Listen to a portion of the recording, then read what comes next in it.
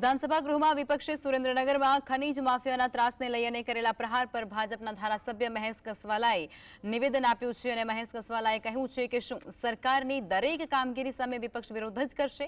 કેટલીક બાબતો રાજ્યના હિત માટે થતી હોય છે। રાજ્યનું તંત્ર નિર્ભયપણે ખનીજ માફિયાઓ ઉપર ત્રાટકી અને 2200 કુવાઓને બૂરી નાખવાનું કામ કરતી હોય તો રાજ્યની સરકારને અભિનંદનને પાત્ર કામ કર્યું છે।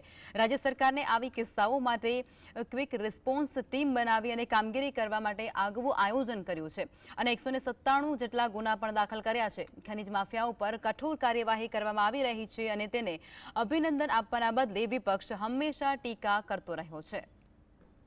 ખાસ કરીને સુરેન્દ્રનગર વિસ્તારની અંદર ખનીજ ચોરી માટે નો પ્રશ્ન ઉભો થયો છે।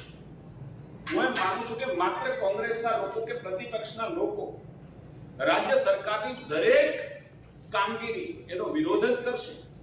કેટલીક બાબતો જ્યારે રાજ્યના હિતમાં થતી રાજ્યનું તંત્ર નિર્ભયપણે આવા ખનીજ માફિયાઓ ઉપર ત્રાટકી અને 2200 કુવાઓને બૂરી નાખવાનું કામ કરતી હોય ત્યારે હું એમ માનું છું કે રાજ્યની સરકાર એક અભિનંદનને પાત્ર કામ કરી રહી છે।